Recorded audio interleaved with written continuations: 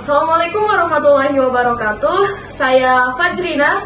Saya Dinda. Saya Susti. Saya Seli. Saya Dinda Utami. Saya Ilham. Hai semuanya. Jadi kembali lagi di podcast kami hari ini. Hari ini kita bakal ngobrol santai tapi berbobot tentang kesadaran warga negara menghadapi kasus pelanggaran hak dan pengingkaran kewajiban. Topik yang menurut saya penting banget ya, apalagi di zaman sekarang kadang orang lebih sibuk nuntut tapi lupa kewajiban. Nah, betul banget. Dan biar obrolan kita makin menarik, hari ini sudah hadir narasumber yang luar biasa, Kakak Andi Wingki Setiawanda SIP, Sarjana Ilmu Politik. Halo semuanya. Wah, seneng banget nih bisa ngobrol langsung sama Kak Wingki. Siap. Biar gak terlalu lama, kita langsung masuk ke pertanyaan pertama ya Kak. Oke. Menurut Kakak, apa sih arti dari menjadi warga negara yang sadar akan hak dan kewajibannya? Nah, kalau misalnya kita membahas warga negara yang sadar hak dan kewajibannya, di sana kita lihat ada kata sadar. Sadar itu artinya ada internalisasi nilai dan juga komitmen terhadap diri sendiri mengenai suatu hal. Nah, jadi kalau misalnya kita bicara soal hak dan kewajiban sebagai warga negara nih, berarti ada internalisasi nilai dan juga komitmen terhadap keseimbangan antara hak dan kewajiban itu sendiri. Betul. Nah, coba kita bagi nih guys, kita bagi jadi tiga aspek. Yang pertama, aspek kognitif. Nah, apa itu aspek kognitif? Aspek kognitif itu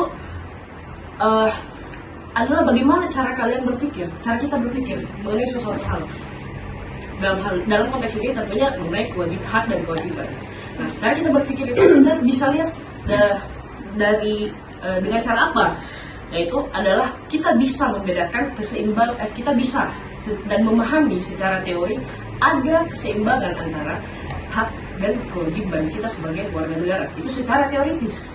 Itu artinya kognitif. Maksudnya kita nggak boleh menuntut hak saja, tapi kita nggak mau melaksanakan kewajiban.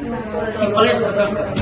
Terus yang kedua secara afektif. Apa itu afektif? Afektif itu adalah bagaimana kita merasakan sesuatu. Afeksi. Memang kita merasakan sesuatu. Rasa seperti apa sih yang bisa timbul di kesadaran warga negara terhadap hak dan tanggung jawab? Kesadarannya itu bisa secara afektif itu adalah rasa tanggung jawab. Rasa tanggung jawab itu seperti apa? Kita tidak usah disuruh misalnya. Kalau misalnya kita bicara hak, ya udah santai aja berarti. Kalau misalnya kita bicara hak, berarti misalnya negara punya hak untuk memberikan pendidikan kepada kita sebagai warga negara, ya kan? Setelah kita menerima pendidikan, apa ada paksaan dan lain-lain? Tidak ada. Kita menerima pendidikan ya oke, fine aja. Saya dikasih sekolah dan lain sebagainya. Tapi pada saat berbeda halnya pada saat kita bicara soal kewajiban. Kalau misalnya kita lagi bicara soal kewajiban ya, malas sekali. Buat apa saya harus kayak gini, harus kayak gini. Banyak mengatur dan lain-lain. Nah itu bagaimana bentuk tanggung jawab di situ? Tanggung jawab di sini adalah simpelnya adalah kita melaksanakan kewajiban kita sebagai warga negara tanpa paksaan. Artinya memang karena ada keinginan dari diri sendiri. Jadi kalau misalnya kita tahu nih aturan lalu lintas adalah pakai helm. Kita pakai helm tidak lawan arus. Jadi pada saat kita mau berangkat, kita naik kendaraan, kita pakai helm. Kita tidak lawan arus. Kenapa? Karena itu kita sadar, kita bertanggung jawab atas itu. Itu yang kita sebut sebagai komitmen terhadap sesuatu.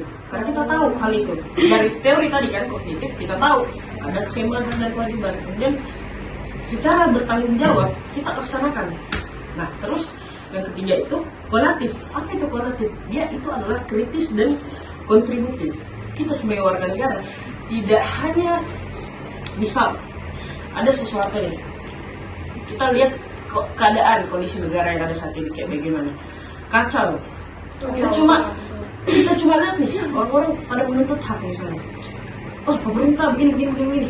Pernah nggak ada ya? Warga negara bayar ke pajak? Nggak ada. Jarang. Kan? Jadi Nah, jadi kita harus kritis, tidak harus, apalagi kita sebagai generasi muda, kita harus kritis terhadap sesuatu, tidak menelan mentah-mentah setiap informasi yang ada. Kita analisis dulu, kita telah dulu satu-satu, nah, baru kita bertindak. Tidak kita kritik saja, tapi kita juga kasih saran yang konstruktif atau membangun. Jadi kesadaran itu bicara soal bagaimana kita implementasi nilai tersebut ke dalam diri kita sendiri, baik dari segi pikiran, perasaan, dan juga tindakan. Oke guys, jadi itu tadi jawaban dari Kak Winky tentang apa sih arti warga negara yang sadar akan hak dan kewajibannya. Nah Kak, kenapa sih banyak orang yang lebih sering menuntut hak tapi lupa kewajibannya? Nah, seperti yang sudah sempat saya singgung tadi, kalau banyak sekali orang yang menuntut hak tapi tidak mau melaksanakan kewajiban. Sedangkan kita sebagai warga negara tidak hanya diberikan hak, tapi kita juga dituntut untuk menjalankan suatu kewajiban. Bukan satu, tapi kita sebagai warga negara banyak sekali kewajibannya, bayar pajak. Oke, kalau misalnya kenapa sih banyak orang yang tidak mau melaksanakan kewajiban tapi menuntut hak? Kalau misalnya kita bicara soal dasarnya itu sudah pasti psikologi. Psikologi artinya dari pikirannya sendiri, dari dirinya sendiri, dari individunya masing-masing. Jadi yang pertama itu kita sebagai manusia itu kayak punya secara psikologi kita itu selalu mau enak. Dalam hal ini kita sebut hak, tapi tidak mau kerja atau tidak mau mengeluarkan biaya, atau itu disebut kewajiban. Betul nggak? Betul.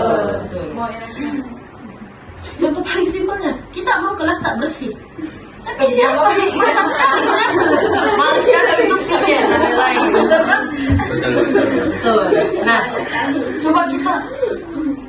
coba kita pisah masing-masing. Yang pertama itu ada namanya psikologi soal egoisme dan juga kenyamanan. Manusia itu sebenarnya sifat dasarnya itu manusia pada saat lahir dia adalah egois atau selalu mementingkan dirinya sendiri. Manusia siapapun, tidak ada manusia yang tidak egois. Cuma memang ada manusia yang kadar egoisnya itu tinggi dan bahkan bisa menyinggung hak orang lain. Betul. Tapi ada memang orang yang kadar egoisnya rendah sekali. Itu yang disebut people pleaser. Betul. Psikologi kenyamanan, egoisme dan kenyamanan ini akhirnya dia merasa bahwa buat apa saya menjalankan kewajiban sedangkan saya punya hak. Saya bisa dapat yang enak saja, kenapa saya harus jalankan yang susah? Itu psikologi kenyamanan. Dia nyaman untuk melakukan yang sudah mendapatkan yang enak-enak itu saja. Terus yang kedua, ada asimetri antara informasi dan edukasi. Seperti apa? Kita bisa lihat misalnya di sosial media. Saya juga sudah singgung tadi. Di sosial media itu kita sering sekali dapati bagaimana, atau misalnya hal-hal yang baru-baru ini, demo terhadap DPR kan. Iya. Banyak banget orang yang menuntut hak rakyat Indonesia, menuntut haknya terhadap anggota DPR. Kita maunya kayak begini. Banyak isu-isu politik yang dibahas kemarin. Dan rata-rata orang-orang di sosial media itu berkuar-kuar soal menuntut hak mereka sebagai warga negara. Kenapa pemerintah tidak transparan terhadap penggunaan anggaran dan lain sebagainya? Banyak yang dituntut. Tapi apakah ada di antara mereka itu, atau apakah banyak yang kita dapati di sosial media konten edukatif soal apa sih undang-undang itu, guys? Apa sih undang-undang nomor 28? Bagaimana sih makna undang-undang pasal 1 ayat 1? Jarang ada konten-konten seperti itu. Atau kayak konten-konten soal pelaksanaan kewajiban. Jadi guys, kalau kita punya barang ini, kita harus bayar pajak sekian. Jangan lupa bayar pajaknya. Itu sangat jarang sekali kita dapati. Jadi itu ada asimetri antara informasi dan juga edukasi. Jadi kayak hanya ada singkatnya adalah banyak informasi yang kita dapat soal hak dan soal menuntut hak, tapi jarang kita dapat soal seruan untuk lakukan kewajibanmu sebagai warga negara, kayak begitu. Terus yang ketiga itu tentu ada juga, ini sebenarnya sisi psikologis juga guys, cuma dia juga dari faktor eksternal. Apa itu? Itu adalah kekecewaan terhadap negara. Kekecewaan terhadap negara kayak bagaimana? Misalnya kita lihat nih kemarin banyak kantor DPR yang terbakar karena jalannya pemerintah itu tidak sesuai, misalnya menurut masyarakat tidak sesuai. Jadi masyarakat akhirnya merasa, buat apa saya menjalankan kewajiban sedangkan pemerintah mengkhianati saya duluan. Ya kan? Ya. Sedangkan sebenarnya yang sedang mereka lakukan adalah mereka sedang menuntut haknya. Tapi apakah orang-orang yang demo itu dia sudah bayar pajak kan? Nah itu yang harus kita belum tentu. Jadi jangan sampai kita selalu menuntut pemerintah. Jadi tapi kita lupa untuk melaksanakan kewajiban. Jadi tapi kita tidak boleh salahkan masyarakatnya juga. Jadi ini soal edukasi saja. Dan yang terakhir itu ada namanya budaya free rider. Ada pernah dengar free rider? Nah, free rider itu adalah budaya di mana kita tuh singkatnya numpang enak. Itu numpang enak doang. Kan gitu. Misal kewajiban warga negara adalah membayar pajak. Setiap orang bayar pajak. Misalnya ada Ilham sama Dinda. Ilham bayar pajak. Dinda bilang, kan ada di Ilham yang bayar pajak, ngapain saya bayar pajak? Nah, terus uangnya Ilham yang dibayarkan pajak tadi dijadikan jalan poros Pamatata misalnya. Yang menikmat, apakah karena Ilham doang yang bayar pajak akhirnya Dinda tidak boleh lewat? Nah, gitu. Dinda kan juga ikut merasakan enaknya. Nah, itu namanya free rider. Enak numpang enak. Jadi dia tidak mau jalankan kewajiban. Tapi kayak udahlah, ada orang lain yang lakukan, ngapain ya udah biarin aja kayak gitu. Oke. Kak, bisa kasih contoh pelanggaran hak atau pengingkaran kewajiban yang sering kakak lihat di sekitar kita? Banyak nggak sih? Banyak. Coba kita bagi dari supaya gampang. Kita bagi dari pelanggaran terhadap hak dan juga pengingkaran kewajiban. Secara mikro dan makro. Itu secara kecil, secara besar. Nah, dari secara mikro, kira-kira apa sih pelanggaran yang paling sering kita lihat? Hak. Yang pertama kita bahas hak. Pelanggaran terhadap hak yang paling sering kita lihat itu adalah misalnya kalau kita ambil contoh kehidupan bertetangga. Kehidupan bertetangga. Soal kenyamanan dan juga rasa nyaman lah. Yang bagaimana contohnya? Misal jam 12 malam orang tidur normal, dia tidur. Tetangga saya karaoke. Contoh di sini tidak ada, alhamdulillah. Dia ramai luar biasa program. Ya, pokoknya kayak gitu. Jadi dia dilanggar hak untuk memperoleh kenyamanannya. Terus contoh pengingkaran kewajiban mikro, misalnya atau pengingkaran kewajiban yang kecil. Misalnya adalah buang sampah sembarangan. Kita kan normalnya orang itu harus buang sampah sembarangan. Tempat sampah. Sorry. Kita harus buang sampah pada tempatnya. Gitu, tempat sampah. Tapi orang-orang sering kali mengabaikan. Biar gula-gula sekecil bungkus gula-gula itu langsung dibuang saja. Kecil. Nah, normalnya biasa. Nah, kalau misalnya tidak mau melanggar itu, kita buka. Tidak susah untuk kita buka permennya, kita makan permennya, tidak lihat tempat sampah, masukkan satu. Nanti lihat tempat sampah baru dibuang. Gitu. Terus secara makro itu paling sering sekali kita lihat adalah pelanggaran hak terhadap hak keadilan. Yaitu kita pasti kalian sudah sering sekali dengar tuh istilah hukum itu tumpul ke atas tajam ke bawah. Semangat sekali. Ada yang pernah jadi korban di sini? Semoga tidak ada. Ya. Jadi di mata hukum kita itu semua sama. Pasti kan pernah ya kayak gitu. Kita semua sama di mata hukum. Jadi baik itu yang uangnya 2.000 saja maupun uangnya yang 2M di sana tidak boleh dibeda-bedakan di depan hukum. Terus pengingkaran kewajiban seperti apa dalam skala makro? Dalam skala makro atau skala besar itu pengingkaran kewajiban yang sudah sering sekali dari tadi saya ulang-ulang adalah bayar pajakmu guys, kayak begitu. Mungkin kalian belum ada aset yang harus dibayar pajaknya, cuman nanti pasti bakal bayar pajak. Jadi jangan lupa bayar pajak dan jadi warga negara yang baik. Oke. Kalau begitu apa dampaknya Kak kalau masyarakat terus mengabaikan kewajiban mereka? Nah, tidak ada sesuatu yang kita lakukan tanpa konsekuensi atau tidak memberikan efek terhadap hal yang lain. Kita lakukan hal ini pasti ada efeknya, termasuk juga pengingkaran kewajiban kita sebagai warga negara. Ada banyak sekali sih sebenarnya efek yang bisa ditimbulkan. Yang pertama, soal hambatan pembangunan dan hambatan pembangunan dan sosial politik dalam kehidupan berbangsa dan bernegara. Kenapa? Kenapa kita cuma tidak melaksanakan kewajiban tapi itu bisa menghambat pembangunan misalnya? Kenapa? Karena itu. Nah, misalnya kita ambil lagi, kita di podcast ini coba kita ambil contoh pajak aja deh, bayar pajak kan? Tidak bayar pajak. Apakah itu menghambat pembangunan? Jelas.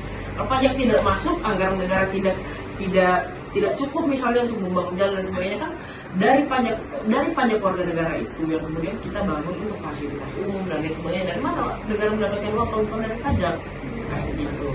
Jadi akan ada hambatan terhadap pembangunan dan pembangunan baik itu pembangunan sosial, politik dan ya infrastruktur.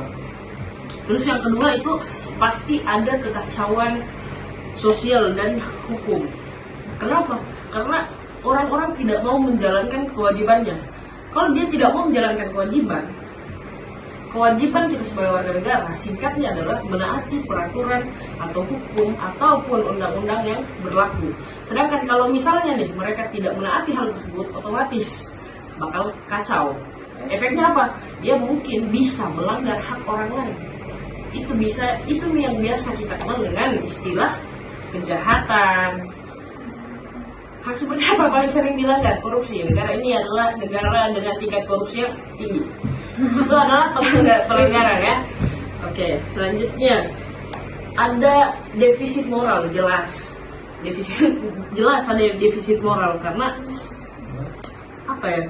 Defisit moral dan sosial karena tidak ada kesadaran di antara warga negara untuk menjalankan kewajibannya. Jadi kayak moralnya tergerus. Terus yang terakhir adalah adanya erosi demokrasi. Erosi demokrasi kayak bagaimana? Salah satu kewajiban warga negara adalah mengawasi jalannya pemerintahan yang berlaku. Misalnya, lagi ada nih pemerintah, kita tutup mata. Sedangkan harusnya kita sebagai warga negara itu kita bisa untuk mengawasi jalannya pemerintahan tersebut. Kita tidak boleh bodoh amat terhadap politik ataupun kondisi pemerintahan yang ada. Kayak begitu. Apa akibatnya? Akibatnya adalah pemerintah akan semakin semena-mena. Kenapa? Karena dia merasa tidak ada yang mengawasi juga. Toh masyarakat juga bodo amat sama pemerintahan yang berlaku. Korupsinya besar-besaran kayak gitu. Jadi akuntabilitas pemerintah di depan atau di mata publik semakin menurun. Jadi perlu untuk kita tetap menjalankan kewajiban kita sebagai warga negara. Nah, kalau generasi muda seperti kami, bagaimana cara kami ikut berperan menumbuhkan kesadaran, Kak? Kita sebagai pemuda, kalian pemuda, saya juga masih pemuda ya guys sebenarnya. Jadi kita sebagai pemuda itu kita dikenal dengan, itu bukan cuma mahasiswa doang, tapi kalian sebagai pelajar, pokoknya pemuda lah. Pemuda itu adalah generasi penerus bangsa yang tugasnya kita sering dengar adalah agent of change. Ada yang tahu agent of change itu apa? Agen perubahan. Betul. Itu diartikan doang tapi. Betul, agen perubahan. Pemuda itu agen perubahan yang paling menguasai teknologi pada saat ini. Kalau misalnya kita pemuda, kita mau mengandalkan orang-orang tua kita, bukannya kita merendahkan orang tua kita, orang-orang yang sebelum kita. Cuma kalau misalnya kita bicara soal teknologi, pemuda adalah agent of change.